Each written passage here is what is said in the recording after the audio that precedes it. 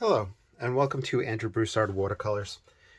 Today, we're going to continue the exploration of painting from pans. This is the Japanesque color. My friend had got me this set. I believe he ordered it off of Amazon. There are 6 pans in it. So far, we have swatched them out. The first one I experimented with different brushes with a landscape. The second one I experimented with just doing an imaginary still life. Now today we're going to look at greenish black, and honestly we're going to paint subject matter that probably shouldn't be painted with greenish black at all. The subject matter is this image off of Pexels by Mr. Tim Gouw, G-O-U-W, which he titled 5 Women in White Dress Dancing Under Gray Sky During Sunset. And it says free to use and no attribution required, but I wanted to put that there, and I'll see if I could overlay the image whenever I process it. Okay, so we have the greenish black. I'm going to start with, let's see, we'll start with the number 4 rigger. And painting from the pan, I quickly realized that you can pull pigment off of it and then work from a little dish. You can find little dishes like this at Walmart or the Asian supermarket, pretty much anywhere. So these 5 dancers, I'm going to map them out. The head and the foot. Head and foot. We'll push this one to the right side of the center, head and foot. And our goal here is to see the variety of brush strokes we can get, the tonal variations we can get. There's this dancer back here, which might overlap some when we put this one in. And just play around and have fun. Okay, so here is the first predominant one, and I'm just going to push this paint around and see what happens. When we swatched, I believe we did see a little bit of granulation take place, which was very cool. I'm going to save the white of the paper in spots. Make this the shoulders, the upper back. This arm is coming up.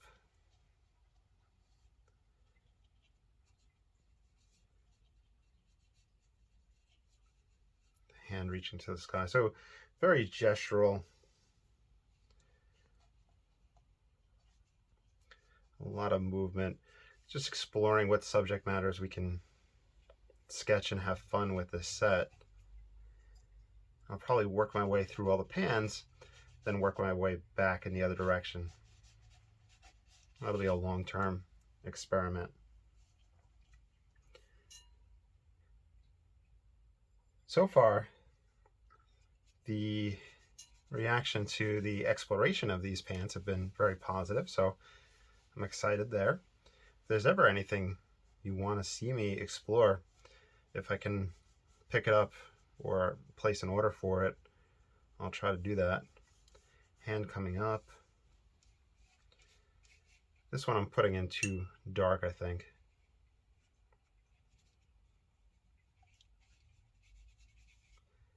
And just let me know.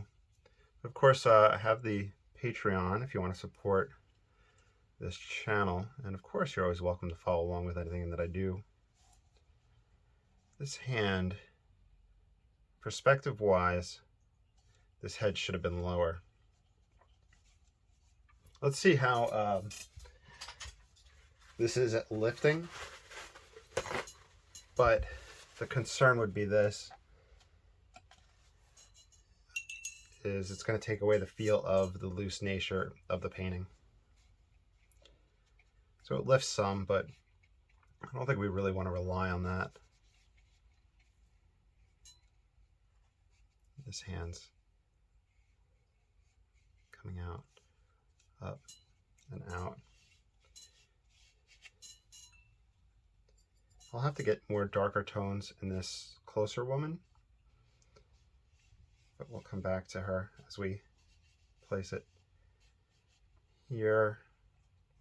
Hands up. It's going to have to be lower than these.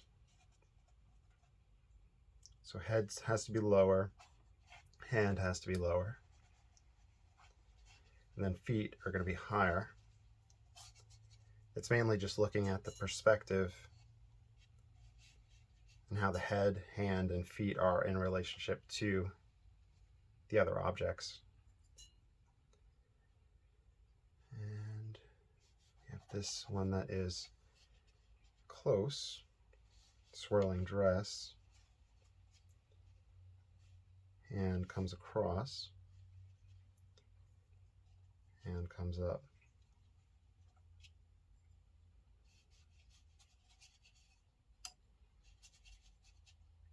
I don't usually paint figures. I think I have a few videos on here. About 2 months ago, I did a little bit of exploration with that. It's a lot of fun. It's definitely a subject matter of its own.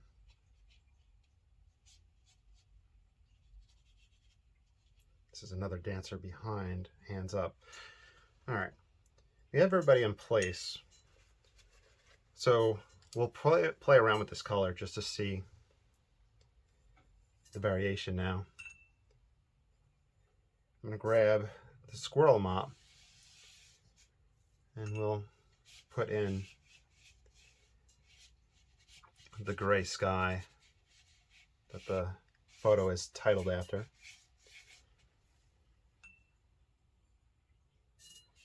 Put in the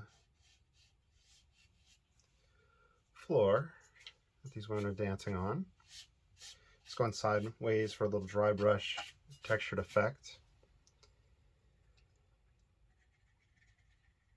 There's a mountainous background.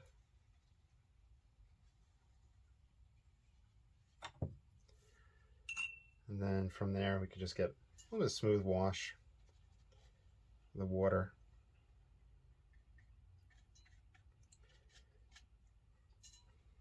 Okay, let's see how dark we can get. See what type of drying will take place. What type of tonal shifts will happen, etc., etc. Let me get a little brush rest. Here we go. Well, these little knickknacks are fun to have, but the brushes wind up everywhere. Let's explore the dagger brush with this. And we're going to look at putting in our darker marks. We're still wet in areas.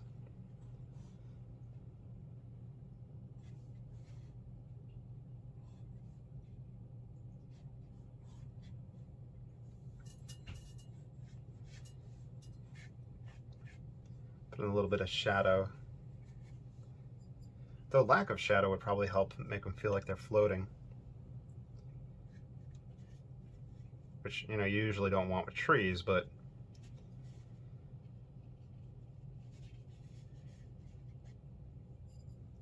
with figures dancing, that might actually be an interesting benefit.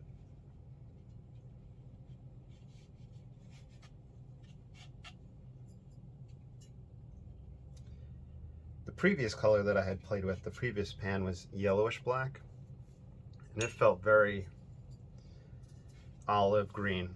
And this is very green as well.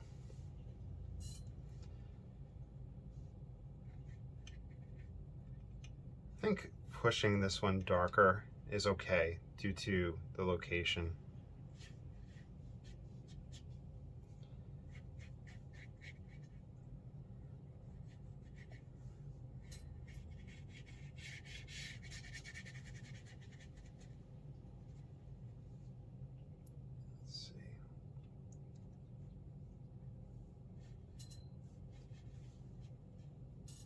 Alright, so we do get quite the tonal variety.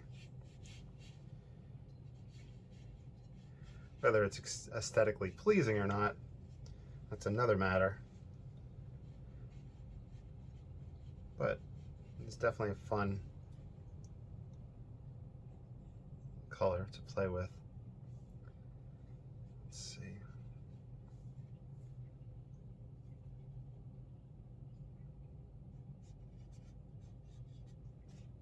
These dagger brushes are great.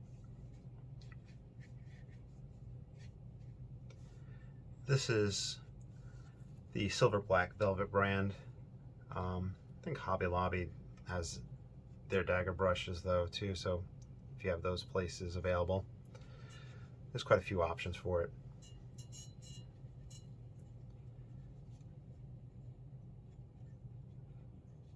The hands up.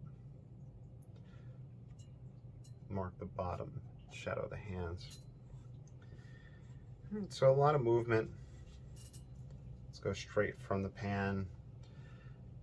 We'll do a dry off and then we'll see if there's any shifts. Okay, so there was some softening. It definitely feels grayer, like a greenish gray. The black is very predominant, but you see marks right here where it's just almost pure black. So this is a fantastic one. I think we'll play around just a little bit on top for a few moments and just speculate and want to throw some questions out there, and then I'll call the video. So a few things. This one, if you look at what's website kimcrick.com, she had created light fastness tests of these pans, and I think it was 7 months. I think it was in a window, but maybe not direct light. And she had found that 2 of them, I believe the reddish black and potentially the bluish black or the purple, but not this one, were having light fastness issues. I don't think this one fades. So that's a positive. The tonal variety is great. This would be a fun one for a still life or a landscape.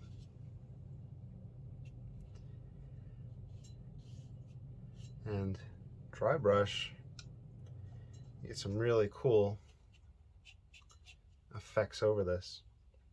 So you can really push this into different directions, make it more sketchy if you want. It is very sketchy to begin with, but almost like having ink right alongside the pigment. I think that's the allure. I was looking on Amazon at the comments, and one lady had said she did not believe in the institution of marriage, but she is married to these paints. That's how much she loved them. That was the descriptor that she used. So very popular. And for $12 to $14, it's worth it. Wonder how long a pan will go. My concern, and this is just my mentality of how I work with things, is that I would think, oh my God, I'm going to go quickly through this pan, and then what am I going to do? I'm not going to have the pan anymore. Let me buy a backup. But I'm working on dealing with that mentality, and we'll see how long they last. They're pretty big. The medium hake brush fits in it. In fact, the large would fit in as well. So that has to be over an inch. The knuckle is about an inch, inch and a half. So on that note, I hope you all enjoyed. Please like, subscribe, follow. I love the comments that you all leave. If I don't respond right away, I apologize. And you all have a great day. Take care. Bye.